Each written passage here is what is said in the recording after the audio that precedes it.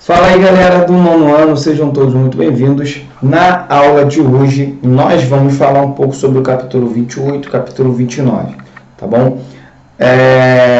Vamos direto para o assunto para que o vídeo não fique muito longo, tá?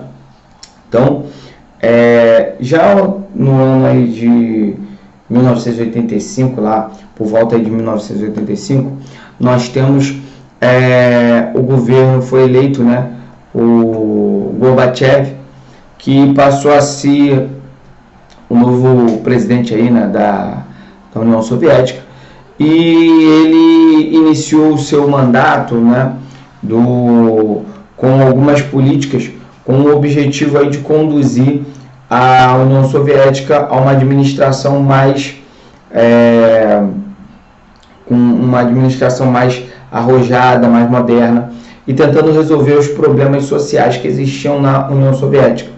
Haja vista que, já de algum tempo, a União Soviética ela já vem se aproximando e tentando um diálogo maior com o bloco capitalista. E Gorbachev ele resolveu iniciar duas políticas chamadas Perestroika e Glasnost. Esses tinham, na verdade, o objetivo uma reestruturação da União Soviética que estava passando por vários e graves problemas internos, tá? E também de ordem externa. Então, o objetivo era criar uma possibilidade de uma gestão um pouco mais moderna, diferenciada, mas que Gorbachev, no plano internacional, ele ganhou sim prestígio, foi muito bem visto, mas no âmbito nacional, dentro da União Soviética, ele foi muito e duramente criticado. Porque perestroika quer dizer reestruturação. A ideia era uma reorientação política nas principais medidas, né, que foram aí abordadas por ele, que estão lá na página 47, vem falando assim, sobre o corte de gastos no setor bélico. Nós temos também a liberdade para pequenos negócios, né? A pequena abertura da economia, incentivo à fabricação de bens de consumo, também a criação de um programa para aumento salarial e também a autorização da entrada de empresas estrangeiras no país. Então, a ideia da reestruturação econômica era simplesmente abrir um pouco o mercado para empresas estrangeiras e também incentivar que os pequenos produtores pudessem produzir produtos e produzir bens e serviços dentro da própria União Soviética. Por outro lado, nós temos também a Glasnost, que quer dizer transparência, tá? Que por sua vez ela teve aí um conjunto de mudanças, né, na organização política do país. Nós podemos citar aí também a garantia de liberdade de expressão, liberdade para os presos políticos, transparência no mecanismo de decisão política dos governantes soviéticos. Devido a essas ações, ficou muito difícil você manter o Estado, o grandioso aparato, né, da União Soviética do mesmo jeito.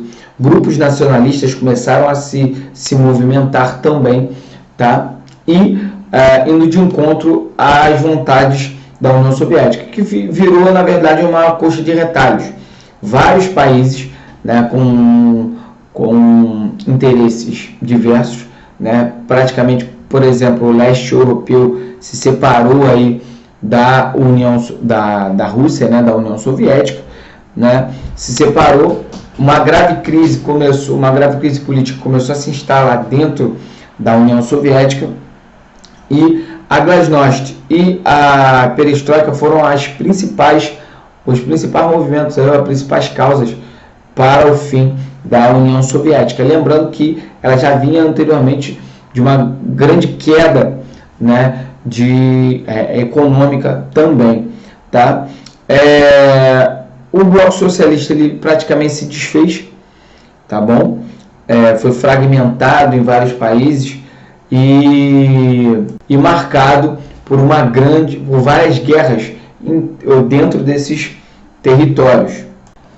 Com o fim da União Soviética, né, nós temos aí em 89 a queda do Muro de Berlim, tá, como o principal símbolo aí da queda do socialismo. Também nós temos várias guerras e vários problemas dentro, como por exemplo a desintegração da Iugoslávia e vários outros problemas que estavam acontecendo dentro do leste europeu. E até hoje, né, vários problemas ainda acontecem, né, como por exemplo problemas de emprego, de industrialização, de mão de obra qualificada, enfim, no leste europeu, que são resquícios ainda desse processo aí do fim da União Socialista. Com o fim dele, o leste europeu até hoje ele sofre ainda com a pobreza e com a diferença gigantesca, o abismo que existe entre o leste europeu com a Europa Ocidental, tá? Esses problemas se arrastam até o dia de hoje, mesmo com vários países sendo beneficiados ou tendo algumas benesses referentes a outros, tá bom?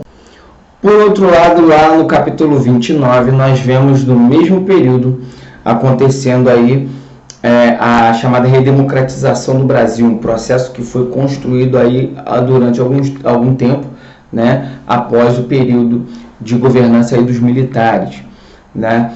Nós temos o governo de Sarney, que foi de 85 a 90, mas foi o primeiro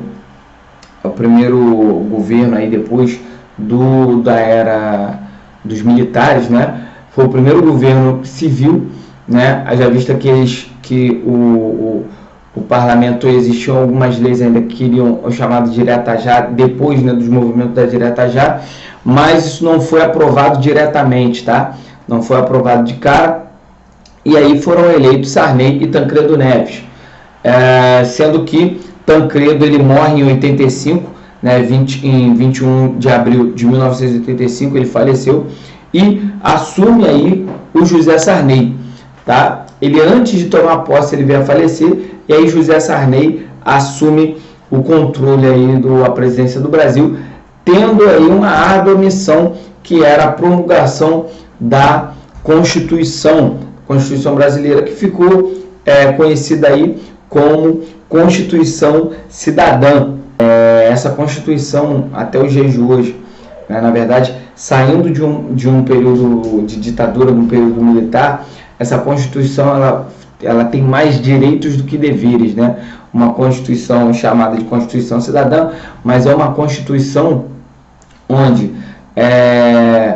os direitos e garantias construídas até então foram garantidas, né? E foram feitas outras concessões ou outros benefícios que foram concedidos à sociedade. Um regime democrático, tá? Presidencialista, e após isso aí nós temos os direitos trabalhistas, que também foram colocados ali, né? A garantia do direito ao voto aos analfabetos, enfim, todo o processo da Constituição que vigora até os dias de hoje foram feitas aí e traçadas durante esse período. No plano econômico ele buscou aí tentar conter a grande inflação que estava acontecendo, né, a alta dos preços, também a grande valorização da moeda. Tentou lançar um plano econômico chamado de cruzado. Ele mudou a moeda do cruzeiro para o cruzado. Fez um grande arroz fiscal não, né? Ele fez um congelamento de preços e tabelas, né? E resolveu criar uma tabela de preços e congelar os preços dos produtos. Nós sabemos que isso não dá muito certo a longo prazo, porque desestimula o produtor de trazer o seu produto para o mercado, quando não tem a chamada livre concorrência, e sim controles tabelados pelo governo, onde ele define lucro e ele define também e ele aumenta também a carga tributária. Então, quem sai perdendo é o próprio produtor. E isso fez com que muitos trabalhadores, muitas pessoas também fossem para as ruas, né, fiscalizar, nessa cobrança de impostos que estava acontecendo, se houvesse, né, aumento de preços e também o tabelamento. Isso não deu certo, né? Na verdade, essa política de Sarney deu certo somente até meados aí de 1986.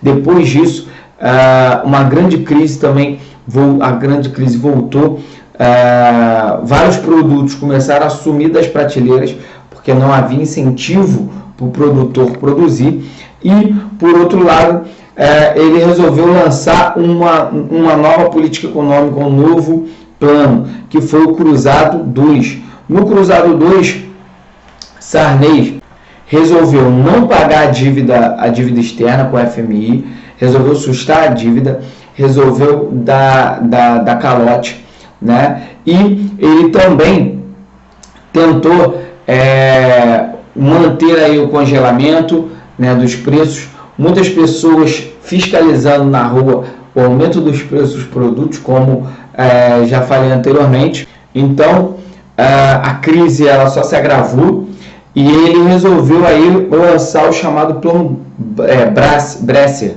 né? O plano Bresser também foi feito aí pelo seu ministro Bresser também, mas não adiantou muito, né? Bresser ele saiu do cargo e resolveram lançar agora o outro plano chamado Plano Verão, que também não deu certo.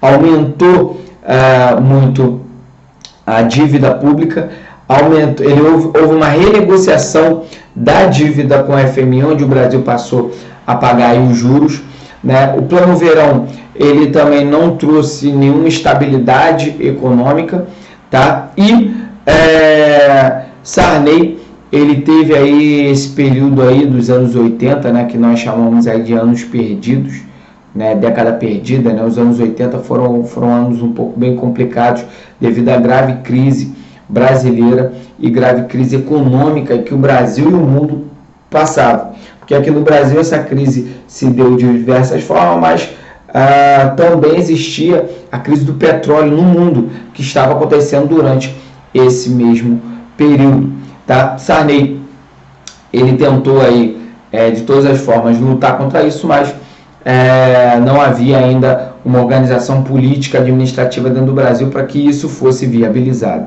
tá? E aí, Sarney não teve sucesso ao governar o Brasil durante esse período, tentando organizar a casa, tá? Isso foi sendo colocado mais para frente aí o próximo presidente para tentar resolver esse tipo de problemas. Nas próximas eleições, nós temos aí dois principais candidatos, né? Fernando Collor e também Luiz Inácio Lula da Silva, né? Que foi, falando assim, do segundo turno, né? Eles dois bateram de frente aí no confronto aí contra Collor, né?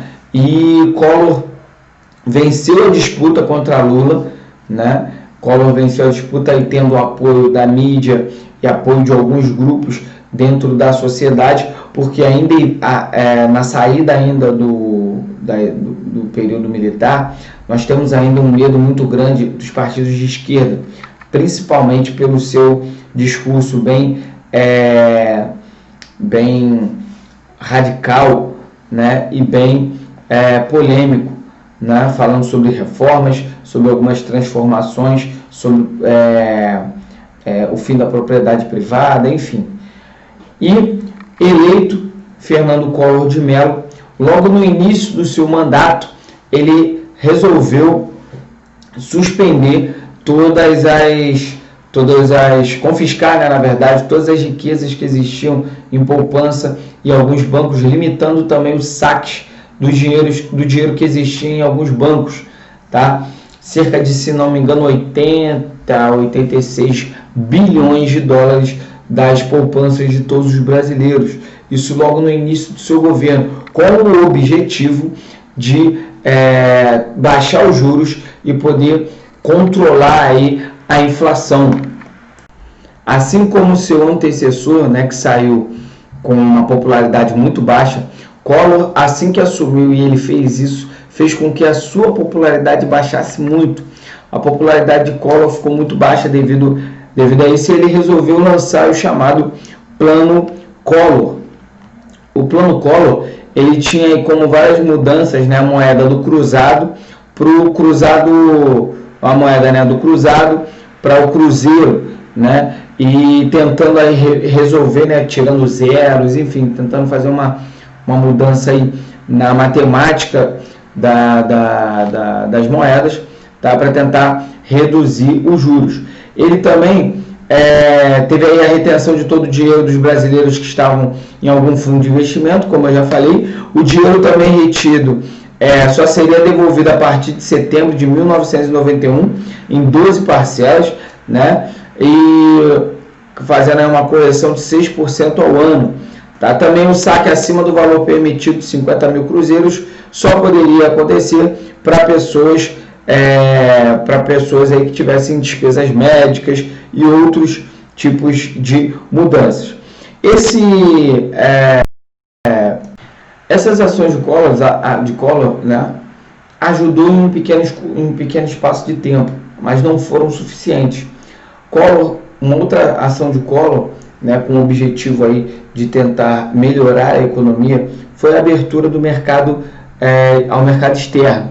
Né, várias empresas começaram a vir para o Brasil, né, facilitando aí a geração de empregos, tá? E muitas empresas com esse objetivo, né, a partir da globalização e tal, começaram a vir para o Brasil. Nesse contexto, ele resolve lançar o Plano Collor 2, tá?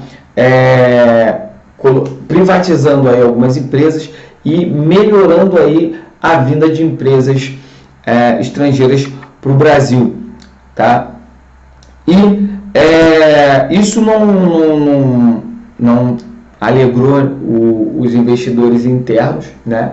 Os produtores de alguns produtos e fábricas dentro do Brasil não acharam isso viável, porque estavam se dando vários incentivos para as empresas que vinham de fora e pouco incentivo e muita carga tributária para as empresas que viviam dentro do Brasil.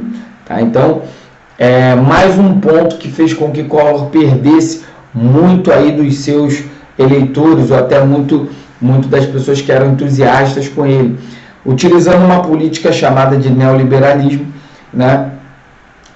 Não trouxe aí muitos benefícios imediatos ao Collor. Collor, que dizia lutar também contra a corrupção, né, e os desmandos aí do governo, se viu envolto em uma grave crise de corrupção envolvendo aí o PC Farias, né, Paulo César Farias, e envolvimento aí com a assinatura de contratos dentro da Petrobras que fossem favorecer os políticos, né, desviando dinheiro, e isso foi a causa aí da abertura de uma CPI, de uma comissão parlamentar de inquérito contra o presidente. Lembrando que o próprio presidente ele era de um partido pequeno e não tinha feito grandes alianças, então ele tinha aí o Congresso voltado contra ele, né? E seu irmão foi dar uma entrevista e também confirmou e falou sobre esse processo. Isso fez com que a situação dele se agravasse e chegando ao momento dele até tentar renunciar para não ser cassado, mas o Supremo Tribunal Federal ele deu ao Congresso o direito de cassar, sim, os direitos políticos de Collor, e Collor teve aí seus direitos políticos cassados, e ele foi o primeiro presidente do Brasil a ser impeachmentado a partir aí da Constituição de 1988. Tá? E aí chegamos ao final do governo Collor, que trouxe alguns benefícios para o Brasil, né? Como, por exemplo, a abertura do mercado, né? A geração de alguns empregos, mas em contrapartida no controle e na gestão aí do governo, né? Ele de governança, ele não conseguiu ter aí bons retrospectos, tá? E aí até mesmo nós temos depois o seu vice, né, que assume, né, através aí do governo de Itamar Franco, tá bom? Que era o seu vice-presidente, mas esse é um papo aí para uma próxima aula, tá bom? Então, eu espero poder ter ajudado vocês, espero poder ter somado com vocês e vejo vocês nos próximos vídeos. Valeu, galera! Tchau!